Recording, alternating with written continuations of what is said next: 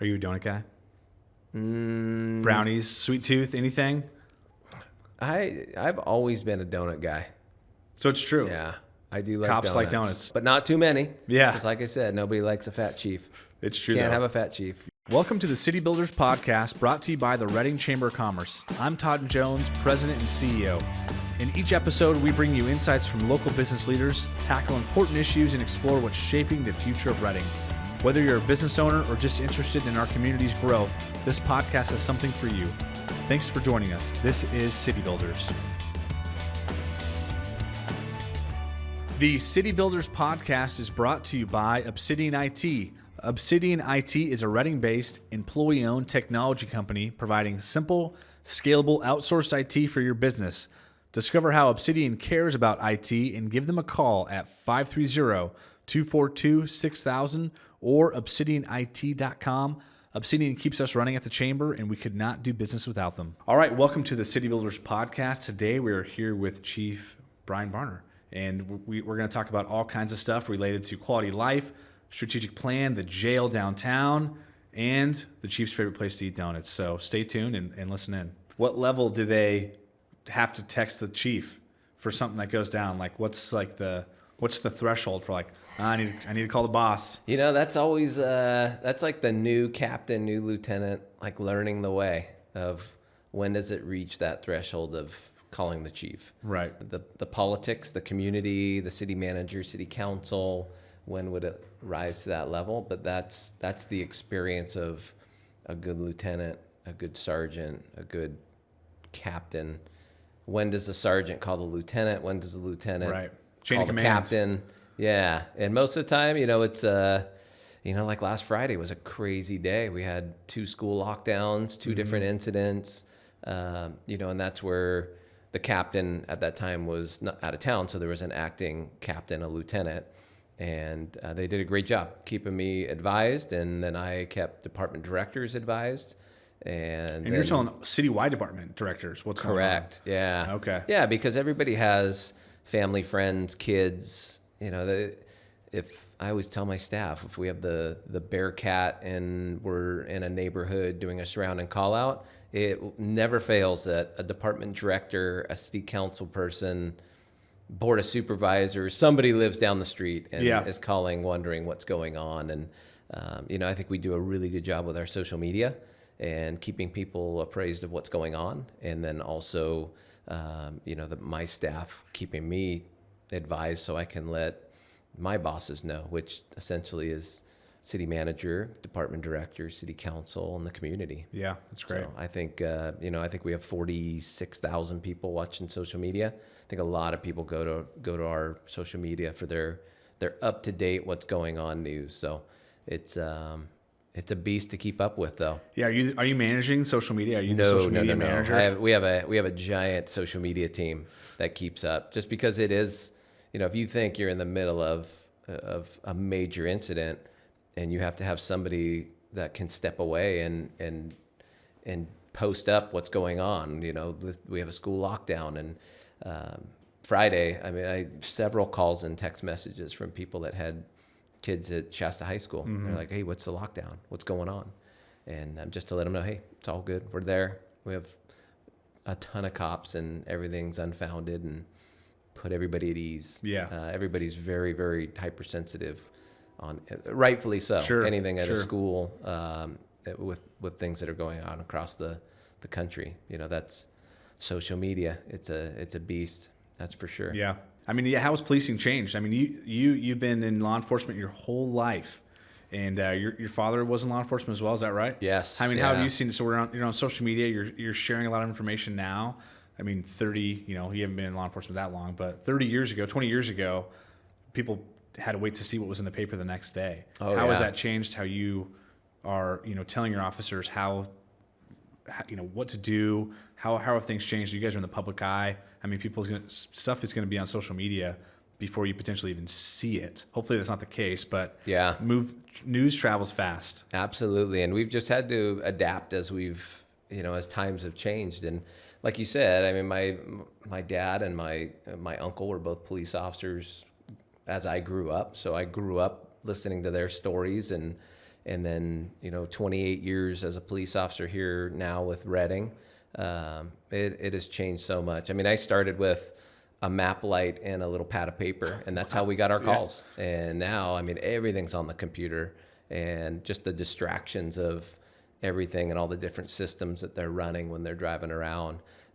So it has definitely changed. And, we've adapted to, like we talked about with the social media and making sure we get our message out. So back in the day, we used to do what we called press releases. And so we would type up, old school, you'd type up a press release on what happened and you would fax it out. That's how we sent it out. And, the media was allowed to pick and choose what they wanted to run. And, and so we've been able to change that message. We get to put out not only the crime stories that happen that of course the media always picks up, but the positive that our officers and our staff are doing every day. And, I think I counted one week we did like 22 posts in 1 week on everything and that was only like half of what we were doing at the police department. Right. And just, with the school resource officers and the bike team and the Citizen Academy and the training classes that our officers are going through and our detective division and the cases that they're working, there's just so much going on every day and letting the public know. And I think that, you read the comments and look at it and, there's a couple of trolls on there. There's social media trolls everywhere. It doesn't matter. That's okay. There's a few of them. That's okay. And we'll take them. But, I hear from the community just a lot of positive about how we're doing it as a department with keeping our community appraised of what we're doing every day for them. And I mean, you've been the police chief less than a year. I mean, it seems to me that you have done a great job of being as transparent as possible and getting information out to the public. And I mean, I guess, it seems like you can't limit information. More information is good right now. More information is better than less right now. And as much as you can, obviously you live in a complicated world with investigations and all kinds of other things you can't share, but I think you've done a great job of just getting the word out there. Yeah, I appreciate it. We're October 8th was the first official day. So coming up here pretty quick, but we had gone through the testing process and had some negotiations going prior to becoming chief. So it's definitely the first year has gone by really quick. I think we've made some really good changes. I kind of had the corny statement when I became chief of I got the keys to the car and the car was running really, really well. Yeah. So I definitely did not.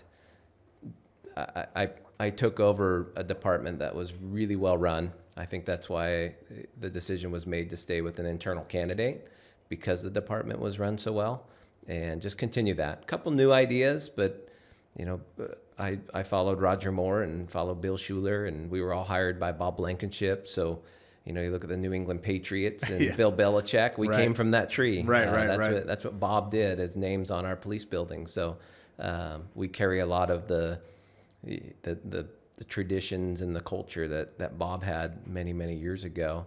Of course, Bob probably turns over in his grave now looking at how much policing has changed and how crazy it is. Yeah. But we have great staff and these young officers that are coming in. They understand that you wear a body camera. Everything you do is on film, whether it's on your body camera or surveillance or somebody's cell phone. We really believe in training.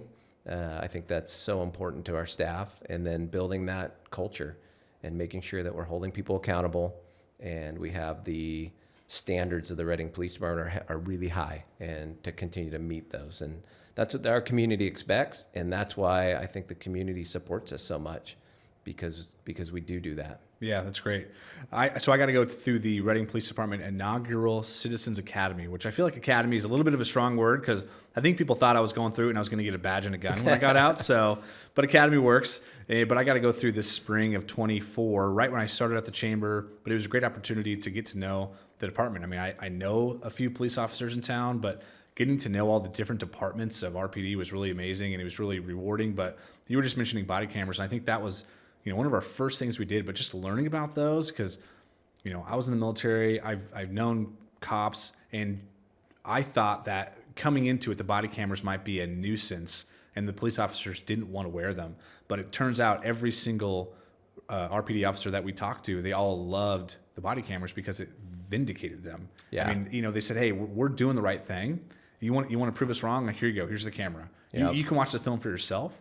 And I think it's just an amazing perspective to know that all of our officers are doing the right thing here, and they're supportive of being transparent. And I just think I don't have a question there, but it was a great feeling to know that, hey, this is good for all of us. Yeah. We want to have this. And the story that I have of that, like, I was a young sergeant in motors. I was a traffic sergeant, and a few of my motors, they actually carried audio recorders because, the motor officers do get some complaints from people. Why are they out stopping and writing me tickets and picking on people? And I wasn't on my cell phone. You get all these phone calls that come in. And so I had a citizen that had called in, and they were complaining about a traffic stop, and they were telling me the details of it. And, I said, oh, well, that's good, because that officer audio records all of his traffic stops. And it was really, really quiet.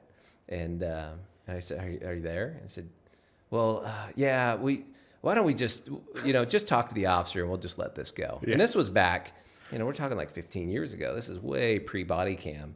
But we had these little digital recorders that you could carry, and they were like, super cool back then. Right. And so the officer brought it in, listened to the audio recording, and the person that had called in had totally lied about what happened. And so it was all there on the recording. And I think that, for your old school cops, when body cams first came out, I think they felt, like the public didn't believe them. Right. And so why do I have to wear a body camera to prove, I have integrity, I have honor, I'm a police officer, like the community should believe me. But, unfortunately, the times have changed. And so the new officers coming in, I think they saw the benefit of being able to show, no, I'm telling the truth, and this is what happened, and it protects them. And as an administration, we've seen calls like that I received as a young traffic sergeant, that our sergeants are able to go back and watch that body camera. We just had one a few weeks ago where a husband called in and said that an officer had stopped his wife and was rude and inappropriate. The sergeant went and watched the body cam, and it was the total opposite. It was the wife that was the one that was totally inappropriate, totally rude to our officer, and our officer was very professional. So instances like that, I mean, I can give you example after example. And just in August, it was a year. Mm-hmm. So we've just been about 13 months with body cams, but it has been, I've been very happy with them.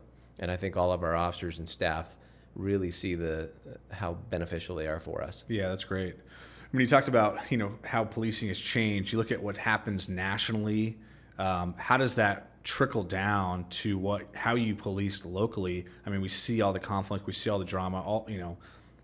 Police are not popular in every city, which is unbelievable to a place like Shasta County where we love our law enforcement. How does it feel to be an officer in today's day and age, and how do you kind of translate what's happening nationally to a local level?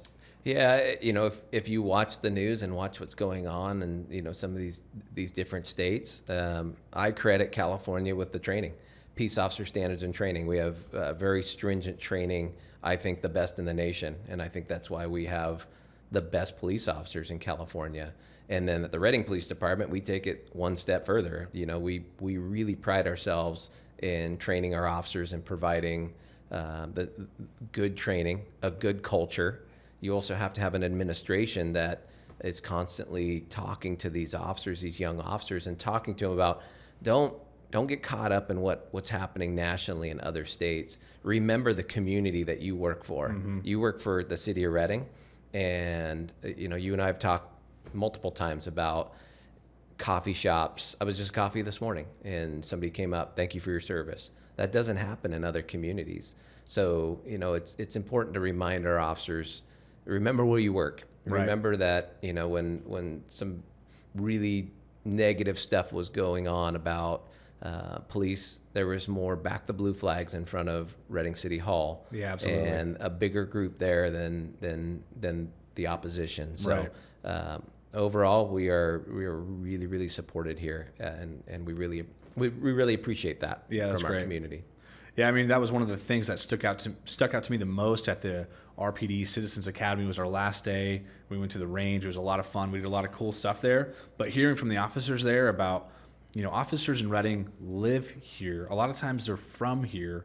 They don't live 4 hours away. They're not commuting in for their shift. They live here. They're part of the community, just like everybody else. And I think it just gave me a better perspective of how RPD approaches our community and like what they do and just how it all impacts them. It was just a great moment to hear from them about how much they care about the community and how connected they are. Yeah, it's cool. A lot of the officers that work here grew up here, went to high school here. We talked about our rivalries before we started out with the Shasta. Do you have more Shasta guys or more and, Enterprise guys? It's a mix. Quite a few from all over. A couple from West Valley. West Valley's been making a strong showing with our younger crew. So they're doing a good job down there getting their students into serving their community. In the older crew, there's a lot of Enterprise and Shasta. Yeah. So I'm a Shasta guy and just got recognized at a football game here a couple weeks ago for Alumni of the Year. Oh, so, nice. From Shasta High School? Yeah. Wow, congratulations. Yeah, so that was cool. I thought there was going to be several people, and I showed up, and I was the only one. So it was, nice. That's awesome. Pretty cool to go to high school in the town, the city that you're now the police chief. Not many people get to do that. So. And you started at an early age. I mean, you've been with RPD basically your entire life.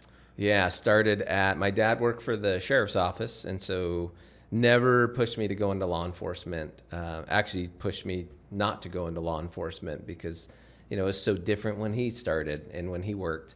But yeah, he said, well, if you are going to go into law enforcement, he worked for Daly City down in South San Francisco. So he worked for a city police department and then worked for the sheriff's office.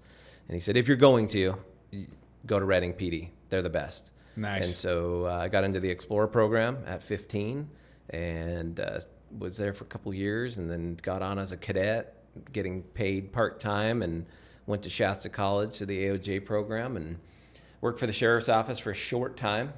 Did some boating safety up there on the lake. Fun. Yeah, nice. I was a reserve deputy. That's a good gig. Mm-hmm. 19 years old, and the sheriff swore me in and gave me a gun and put me on the lake. I don't know what he's thinking on that. Did you even go to academy by then? Well, at that time it was 832, so you went through the 832 class through Shasta College. Oh, interesting. Yeah.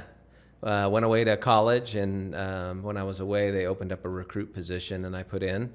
I was going through CHP, Santa Rosa, and Reading at the time, and Reading picked me up at 20.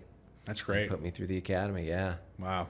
I think they made a good investment. I think so. I think they got their money's worth. Here you are. Yeah. That's awesome. And most of the, if you look back, the ones that we have historically put through the academy and invested in, Captain Cole, Brian Cole, we put him through the academy, graduated at the top of his class. It's a big investment, but the payoff that I've seen historically has been really good. That's cool. Yeah, for sure. So one of the big things that you just wrapped up is the strategic plan. You rolled it out just a few weeks ago. Tell us, how did this come to be? Has RPD always had a strategic plan? What's in it? What are the highlights for the strategic plan this year? Yeah, so that was something on the list when Chief Schuler took over. He started a strategic plan. Okay. It kind of fizzled out, never got done. We had a lot of other stuff come up with COVID and different stuff that just took priority. But it was something near and dear to me to get a strategic plan done because I think it's important. We're a paramilitary organization. Mm-hmm. As I came up as a police officer, I always wanted to know what are the goals and objectives? What are we working towards? And I think that's what the strategic plan does. So once I took over as chief, we immediately, that week that I took over, I went to all the briefings and we talked about quality of life. Mm-hmm. I said, until we get a strategic plan done, our priority is quality of life issues. That's what I heard in the community. That's what I heard from friends, family, coworkers, anybody in the community. Yeah, and what are quality of life issues? How do you kind of define quality of life issues? I know what kind of comes to my mind, but I'm curious what yours is. Anything that affects your quality of life as a citizen in Reading. Most of the time that's traffic, mm-hmm. because my wife calls it her bubble. She loves her bubble. She was a dispatcher, and she kind of was in the mix on all the stuff that was going on that most people don't know about. And so when she got out of that, she loves her bubble. And her bubble is when she drives to her office and back, and she sees homeless camps. Yeah. She sees, the motor homes sitting in the dirt turnout. She sees people flying signs and on the off ramp when she gets off I-5 to go get her coffee. The things like that. When you show up to your business and somebody's defecated on the front porch, when you show up in the morning and, there was a camp there and there's drug paraphernalia and different things like that at the front. When you go into Lowe's to go buy some stuff to work on your house or do your weekend project, and, while you're there, people are busting out the side door, setting off the alarm, stealing stuff, running by you and your family, which happened to me when I was at Lowe's. And twice, I couldn't believe it. I'm like, what is going on? Someone broke out the side door? Went right out the side door. Did you chase him down? Alarm. No, I know better. I know better. That's when you let the real cops do their thing. Yeah. So, we started doing the undercover operations. We started working with our retail businesses. Retail theft was huge. We started to up our enforcement in the camps, and I credit my staff because you go in as a new police chief and they could just new police chief, whatever, but they bought in 110%, and for the last year they have just been working their butts off, and I see a huge difference. Downtown Bike Team has been doing really good work. I mean, I drive around downtown and it is not the downtown that we had a year ago. Yeah. Just all the issues that we had and the homeless people that we had, putting 4 officers on bikes downtown, dedicated to downtown. They've bought in, they feel like they're part of downtown, and just the difference that they've been able to make has been huge. And so now we just need to expand that outside of downtown and just continue to build that throughout the city. So we're making progress. Some good stuff coming. Going back just what else is in there? Strategic plan. So we met with community members, polled our police department, polled the Citizen Academy. So number one, and this came from staff. Like, we lined out quality of life issues and traffic and retail theft and all these different things. Retention of our staff, but our officer level, they came back and they said, well, number one is officer wellness. It shouldn't be down the bottom. We're like, yeah, absolutely. Like, we know that, but it was a great point. So we immediately moved that to the top. That's number one, officer wellness.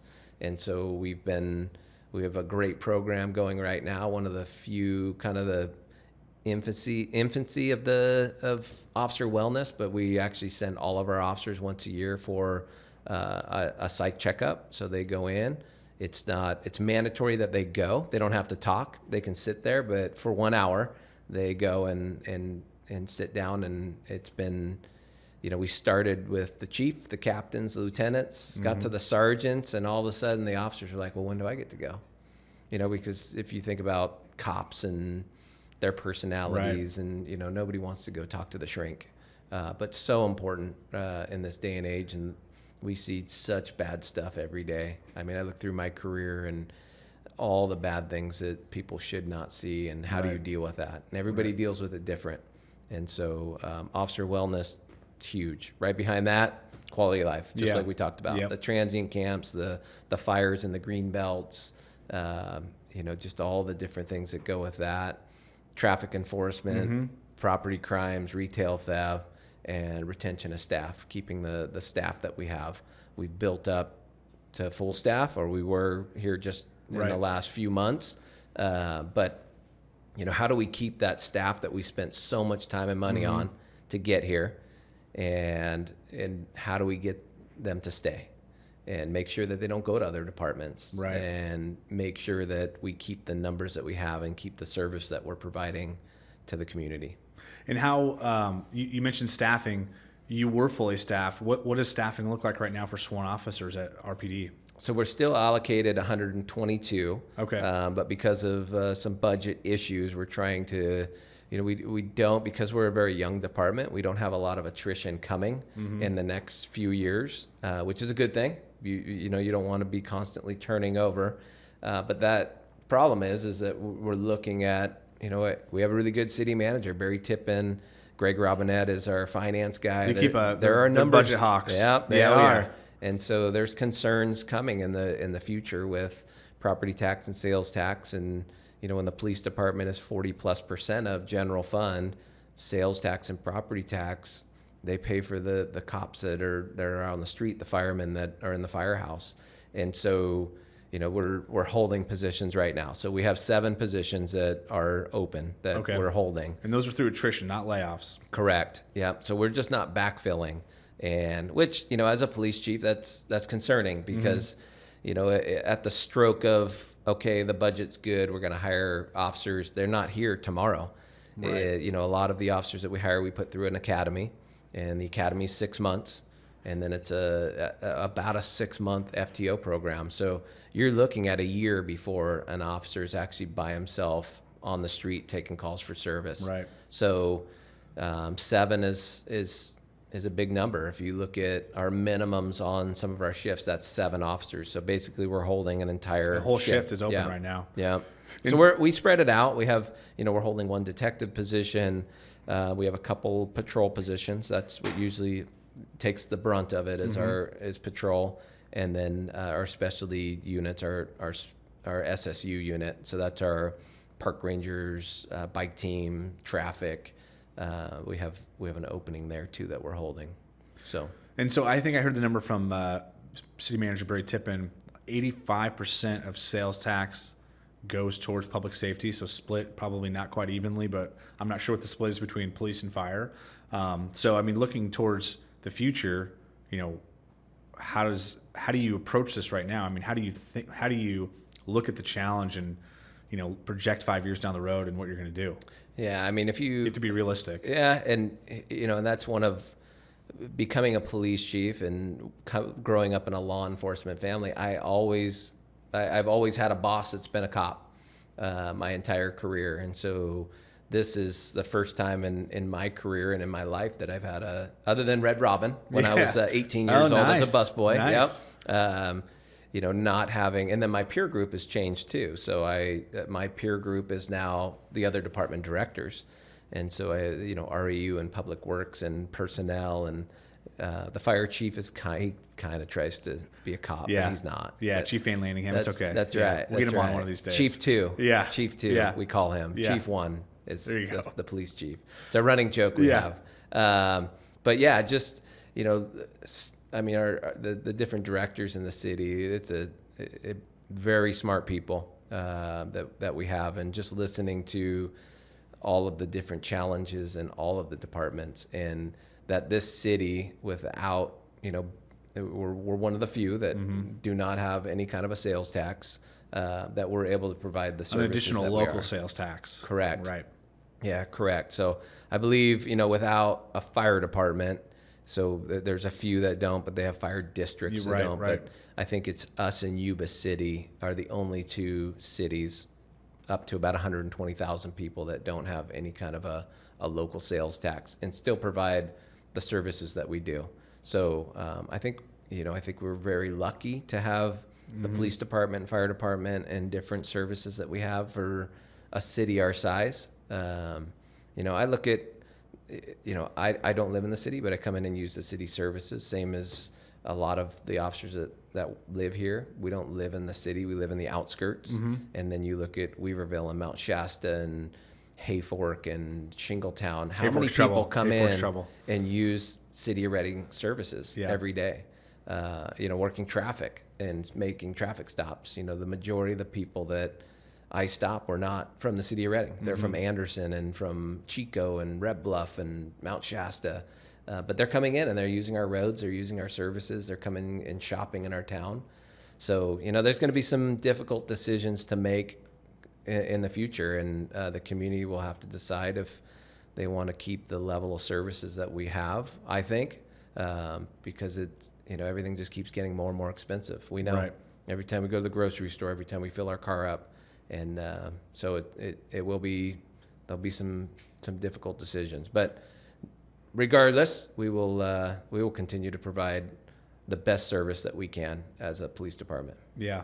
So when you look at the budget, really you're either going to be faced with what you're going to cut or additional revenue to come into the city, and there's only a couple places that can come from: sales tax, or if existing sales tax just goes through the roof somehow, which I'm not sure how that's going to happen. So yeah, and it's been, I've been here for a long time, just like you have, and right. we've had this conversation many times, and I know it's a It's touchy subject, and people, nobody likes taxes. I don't like taxes, right? But there's big league dreams and all the different special projects. We have a huge list of unmet needs. We have fire stations that need to be, they're old, and right. they need to be fixed up. I know I'm worried about my fleet, because the police cars that we have, we had some COVID money, so ARPA money. We had about $1 million that we put in, and so we were able to buy 14, 17 cars. But those are only gonna last so long. Yeah, you guys put some damage on those too, so they're in the shop a lot. Knock on wood. Don't jinx us, but we're doing better. But yeah, one major incident where we have to use legal intervention, and we can lose 3 or 4 cars, but that's the cost of doing business, and right. we have to do that to keep the community safe. But we've been lucky as of late, so our fleet's doing well. But when we had that influx of that $1 million to put into fleet, but 3-4 years down the road, when those start putting the miles on them, and what's the plan then? Right. Because our replacement budget is pretty low. And cars are so expensive. For all of us. By the time we buy a car and then you outfit it and the manufacturers are smart. They change the cars so that the cages, the lights, all the stuff that fits inside those police cars, they don't change from car to car. So you have to buy all new stuff. Right. And and we live in Reading, so when it's 120 degrees out, it beats up our light bars and the stuff that's on the outside of the car. So computers are constantly changing. You have to upgrade the computers that are in the cars every couple years, and it's just all really expensive. Yeah. Let's talk about some bigger countywide issues. The jail has been a big debate over the last couple of years, for a while. Tell us about how, what do you think? Do you think that, in your opinion, should we expand and kind of keep the jail that we've had? You've probably been in there more than most people in this town. Or should we try to look at something else? Is there a better solution out there for the jail situation that we have right now? Yeah, I have a really good relationship with Sheriff Johnson, and I support 100% his plan, and that is to move the jail out off of Airport Road. I think that getting the jail, as a city police chief in the city of Reading, getting the jail out of downtown is a great idea. Yeah. If you drive around and go up and down the state or out of state, vibrant downtowns do not have jails in them. And so I'm not a supporter, as somebody that's grown up in Reading and lived here, not just the police chief, but I'm not a supporter of the jail downtown. I think that Sheriff Johnson's plan, as far as not just the actual location, but just the ability to change with times and having the jail facility that he's been describing, that's the way of the future. If you look at the county of Sacramento, they had a jail downtown, and they still do, that they keep for court and different things like that. But their main jail is out of the city, south of Sacramento, out in the middle of nowhere. And it's a single level, giant spread out facility. And by putting it out on the east side of town would be, you have room to expand, right. And then much more efficient with staff.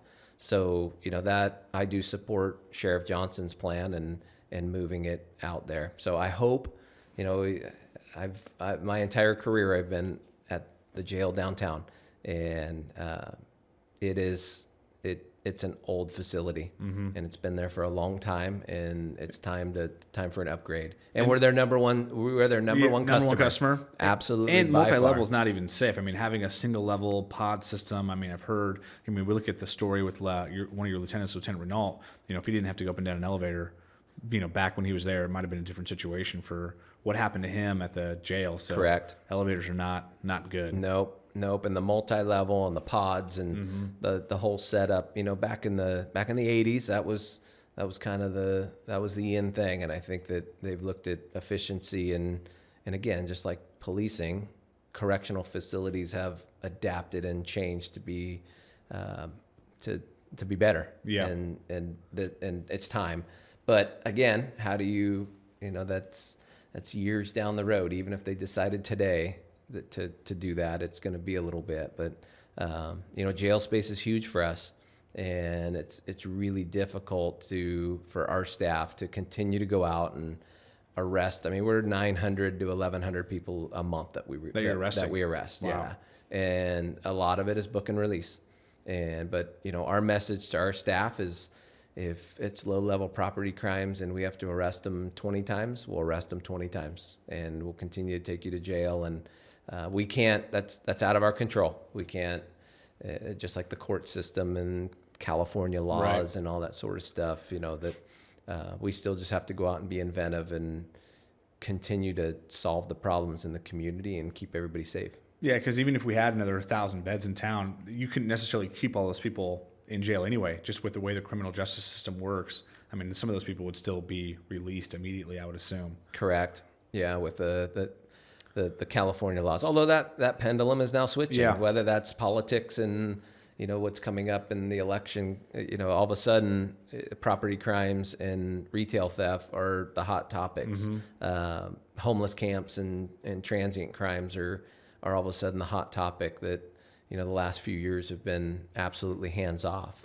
And so I hope that continues. You know, we have, speaking of like homeless crimes and issues with that, is, you know, we have a great relationship with our nonprofits. Jonathan Anderson and I have a really good relationship. We talk often, and I think he has a great program going down there. But even he is a full supporter of the police department being proactive, and there has to be an enforcement aspect to that homeless problem, because what we're running into now is there's so many options out there for people and to get help and housing. And there's just an element out there that doesn't want it. Right. And unfortunately, our community has, I go to a lot of meetings and a lot of public talks, and our community, if you're not going to be productive in our community and you want to camp and do illegal things, then this isn't the community for you.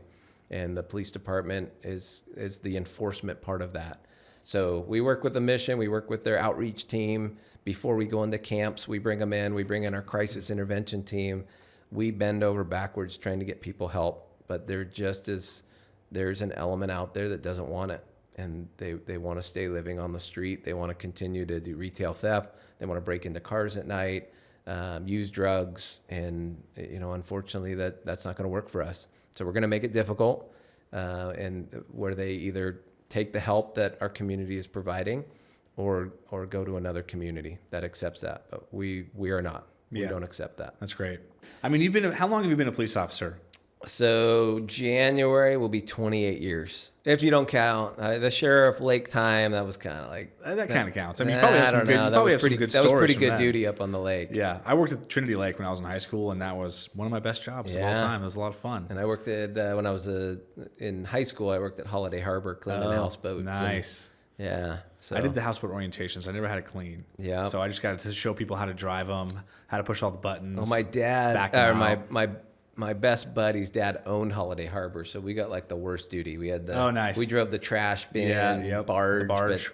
And did all the stuff nobody else wanted to do. But that's okay. It built character. Yeah. Built character. So what are some of your favorite stories, funny stories from your time being a police officer? I mean, you know, something funny. Don't just give me all the feel-good stories about how you helped somebody and you saw them change their life. Like, something more you gave me all of like 3 minutes to think of a funny story. The point. Something off the cuff. Something the first thing that comes to mind. A good one was, you know, we had, I had a police dog. He was a black lab, and so we didn't have police dogs for a while at Reading PD. They had gotten rid of the program, and so myself and another officer, we were big duck hunters, and so we had our labs. And so they approached us and they said, "Hey, you guys want to do drug dogs? You guys want to do with your existing dog? Yeah, like you didn't buy a police dog. Nope. You just bought a black lab. No, and okay, all right, phenomenal duck dog. And so we said, heck yeah, and they'll give us a canine car and we'll be, you know, go out and do drug stuff. No protection work, no bite work. So I had Sprig was my police dog, and one night we had a guy that ran from us, and he was down hiding in the brush down in a canyon, and so we're all around with our spotlights down in the canyon and all that stuff, and so one of the guys like, hey, get on the PA and make Sprig start barking and tell him we're going to send him in if he doesn't come out. I'm like, that's not going to work, and so we get a little rubber duck and hold it in front of Sprig, and he starts barking, and we put him on the PA so it sounds. We tell him, we're canine unit, we're gonna send the dog in if you don't come out. And sure enough, he came running out of the brush, out of the canyon and Poison Oak. Don't send that dog in. That's so awesome. Yeah, and and it was for I think probably 7 years I had Sprig on the street. And he was a barker. Every time I got out of the car, he was barking, and he sounded pretty mean. He would lick you to death. But big old floppy-eared black lab. And so you basically had a black lab with you for like 7 years. I never had anybody run from me. That's amazing. And I would take people like felons, like wanted people that they would just put their hands behind their back. I'm like, why didn't you run? He's like, I won't get bit by that dog. Yeah. That dog would have bit me. Little did they know, unless they had a pheasant in their pocket, they were pretty safe. Yeah. So good times. That's amazing. That's one of the things I talk about with young officers and people that are looking at law enforcement is I look back through my career and just how many different jobs I was able to do. That's one of the cool things about being a police officer. Like I was on the SWAT team. I did 18 years on our SWAT team. I was able to work a dog for a few years. I was on motors. Went over to detectives for a couple years, came back as a supervisor in patrol, went back to detectives as a sergeant, went back to motors as a supervisor, and then got up into the lieutenant administrative ranks and kind of bounced around there. But it seems like every 3-4 years, for me, I've been able to do something totally different in That's law awesome. enforcement. And there's not many jobs that you can do where you can do that. So it's been fun. That's been cool. fun. I still love coming to work every day. I love the uniform. I've worn it since I think my mom has a picture when I was, I think 4 years old. She made a little uniform shirt with some patches on it. And, I've always enjoyed serving my community and protecting, and obviously it's in the DNA with the family. My grandfather was fire chief down in San Francisco. Oh, so wow. He went the fire on the dark route. side. Yeah, I Yeah, know. or the light side. Which It was I don't know. my mom's side. Yeah, okay. So dad's side was law enforcement, and my mom's side was fire. So my nephew is. My cousin is a firefighter on that side of the family. That's cool. Yeah. So What? So you're in administration now. When was the last time you actually arrested somebody? Caught him, cuffed him. I did go out with swing shift, and my wife asked if I went on a ride along, and I said it wasn't a ride along because I'm still a police officer. So I call it we doubled up. Yeah. Even though Kind of a ride along. I can't even work a computer in the car. But yeah, they had a robbery at one of the stores, and the young officer that I was riding with, who was in charge of taking care of the chief, we found the guy, and he ran, and he unfortunately deployed the chief out of the passenger side door, and I actually chased the guy down and arrested him. And nice. Yeah, the sergeant showed up and said, "What is going on? Who let the chief out of the police car?" But yeah, it was fun. So. Did you put on a vest and everything? You were ready. You had all your stuff on.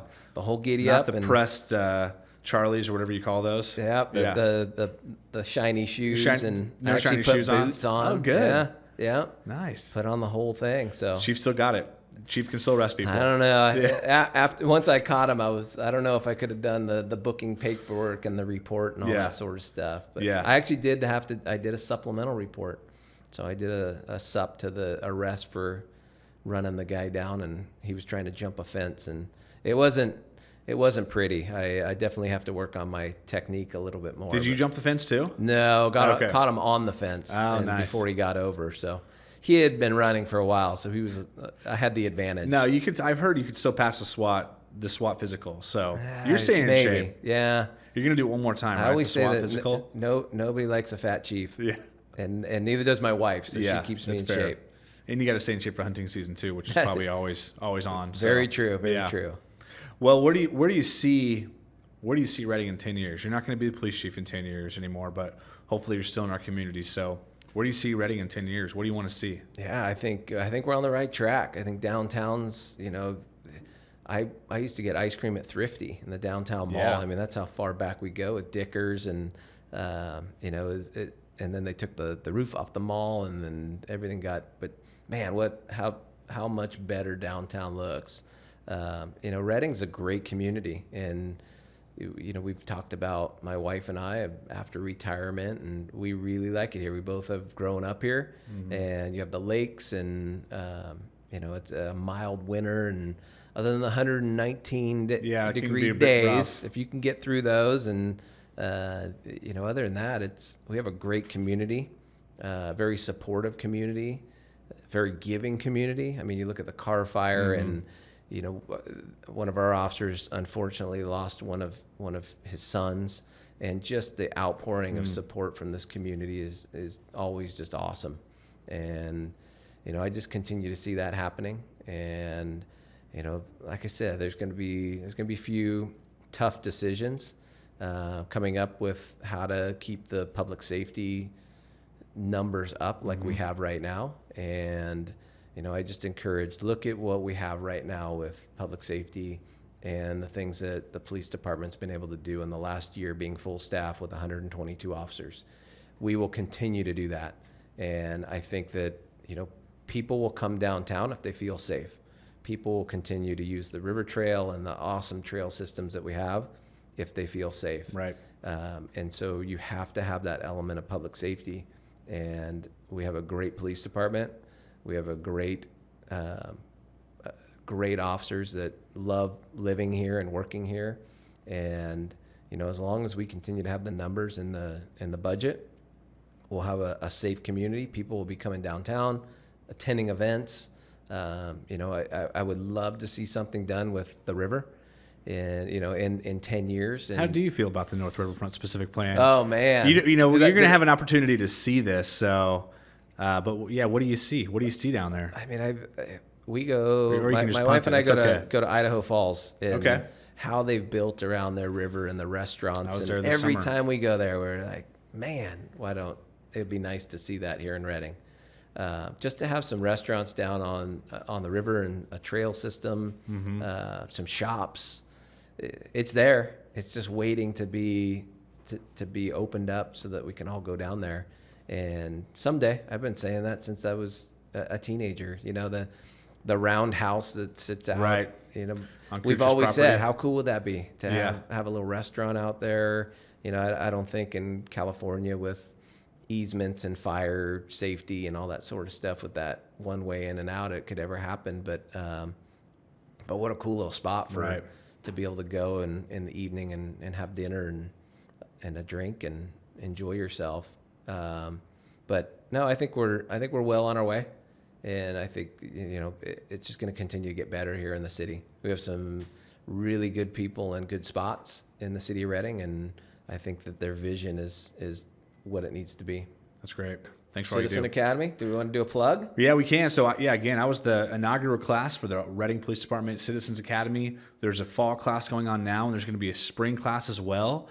I think it's about 10 weeks. Is that right? 9 weeks. 9 weeks. And just to learn about the breadth of all of what RPD does. I mean, all the different departments. I thought I knew a little bit about it, but there is a lot going on. There's a lot going on at RPD. And hearing from the officers, their stories and how they feel, I think that was the most impactful thing to me. I mean, hearing about the tactics and the protocols, that's really interesting. But just hearing stories and getting to know police officers, I think we got to engage with at least several dozen throughout that time period, and getting to know them better and just seeing them as people, and they're not just in a uniform out there doing their job. I mean, they are people that care, and they have families, and they want what's best for this community as well. And it was just a really great experience. So you can probably apply sometime in late fall, I would assume. Yeah, we'll put information we'll be out running there. this one until I think it ends first part of November. So our first class was just this last Thursday.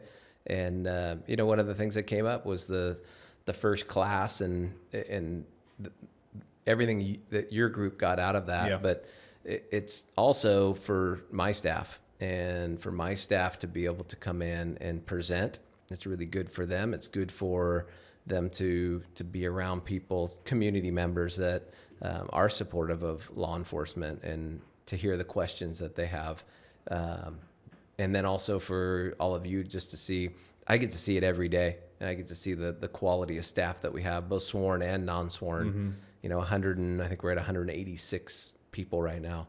And for you to get that little snapshot of what I get to see every day, we have really good people that really care about the community working at the police department. So, so we'll probably open it up. I bet you it'll probably be closer first of the year. Okay. And then we'll start the class up in March. But, you never know, starting off with a new Citizen Academy, how it's going to be and how the community will respond. And, first one, we had a ton of applicants in 2 days. And I think we had over 60 or 70 applicants in 2 or 3 days, and we had to close it down. So we'll continue to run the Citizen Academy as long as people are interested. So it's a lot of fun. I would highly recommend it to anybody. And it's one night a week for 9 weeks, and I think it was time is short these days. I always feel like I have a million things to do, but it was well worth the time spent just spending with my fellow classmates, some folks I didn't know, and then just getting to know all the officers. Again, it was a great experience, and every single officer we interacted with was just an outstanding individual. It was great. It's neat, being out in the community now and seeing your classmates. Yeah. And just that relationship that we were able to build, not just for me, but for my lieutenants and my captains and all of those officers that came in and presented to you. And then also you as a community member, knowing, when you're at the rodeo and you see officers, you're like, oh, I know who that officer is. Yeah. He presented at the Citizen Academy. He's a good guy. Yeah. Or he's a good guy. That's a good, she was awesome. She taught us how to do defensive tactics. Right. And telling your kids about it. And so we try to get different people from different aspects of the community that come together and ask us the hard questions. I mean, your class, we brought in the officer involved shooting video that before we put it out to the public, and answered some of the hard questions that your class had. Some were a little apprehensive. Right. But once we got the dialogue going, I thought it was really good. And it was good for us as an agency. You represent the community. So those questions are the ones that we were going to get from, and we did. Yeah. And we were prepared for those because of the people that were in your class that asked some of those difficult questions. Yeah, it's interesting to play devil's advocate in those. And now when I see police videos on the news, kind of knowing what that officer's thought process is, and again, every officer is going to be different, and it's a very stressful situation anytime you're in any of those situations. But kind of understanding, and again, I've always been a big supporter of law enforcement, but knowing what they're dealing with in terms of what's in the back of their mind, what's obviously right in front of them, real and present danger, and then thinking about the laws and the repercussions, and every time they do anything, everyone's going to see it. And so they have to go through a really big decision matrix within a really short amount of time, and obviously keep themselves and the public safe. So it's a challenging job that you're in. Yeah, and like we talked about in your class, is that we have the benefit of knowing how that story ends, because we've already watched the news story, and we've already seen the different stuff that's out there. That officer in that moment doesn't know how that story is going to end. They don't know when they're in that moment. And, we're sitting there watching the video, we're stopping it, pausing it, rewinding it, sipping on our coffee, eating our donut. Yeah. And, but they're in that moment of life and death. And so, people that are out there and are so quick to judge officers and their actions, they don't, like I said, they don't know how that story is going to end. They just want to go home at the end of the night and go home to their family. No officer, I can guarantee you, no officer wants to be involved in these use of force incidents that, end up being on the news and being on TikTok and being on YouTube. None of them want that. But unfortunately, they have a tough job to do, and police officers can't just push pause and walk away. Right. That was one of the questions that came up on the officer involved shooting. It was, well, why didn't the officers just walk away? Well, police officers can't just walk away from a man with a knife. Right. Because if he went into a business and unfortunately killed an innocent family, then why have police? Right. And so, it's unfortunate that people make decisions to confront and take on police officers, and deadly force or use of force needs to be used. But, that's where that training comes in, and making sure that we're training our officers to make the best decisions under stress that they can. Any final thoughts? I mean, there's so many more questions I could think of, but I don't want to keep you all day. Any final thoughts you want to share? No, I think I'd just end with, I appreciate the opportunity to be here. This is pretty nice. Yeah, this nice is great. Setup. Nicest I've done for a podcast. Yeah, we're official here at the Chamber of Commerce. Yes, we're official. Yes. But no, just, I talk for the department as the chief, and, we just really appreciate our community and all the support that we have. So continue, if you're out there, and you see your police officers, continue to thank them for their service. They do really appreciate it. Sometimes they'll shrug it off and be the tough guy, and but when you're at a coffee shop or you're at lunch and you see an officer, a sheriff's deputy, anybody in public safety, just continue to thank them for their service. I say that the reason we have so many applicants, people come in and they sit in that chief's interview, and we ask them, why do you want to work for the city of Reading? And they say, because your community actually supports you. Your community wants your officers to be proactive and actually go out there and stop cars and write tickets and take people to jail and be policemen. And, the communities that they're coming from aren't like that. And so they want to work in a community like that. So continue to do that. That's great. Yes. What's your favorite donut place in town? I feel like we have some good ones, but we don't have that real homemade, fresh donut. I don't feel like we have any of those. I mean, Heavenly's pretty good, right next to the fire station. So those guys probably eat a lot of donuts. I like Jack's down in Anderson. Jack's and Anderson. It's old. It's kind of old school. Yeah, old school's good. Yep, and an old fashioned. That's my donut. That's awesome. Jack's and Anderson. I'll have to try it out. I don't think I've been there. Well, Chief, thanks for coming on today on the City Builders podcast. And we love what you're doing and the direction that RPD is heading in, our city's heading in, and keep up the good work. The City Builders podcast is brought to you by Obsidian IT. Obsidian IT is a Reading-based, employee-owned technology company providing simple, scalable, outsourced IT for your business. Discover how Obsidian cares about IT and give them a call at 530-242-6000 or obsidianit.com. Obsidian keeps us running at the Chamber, and we could not do business without them.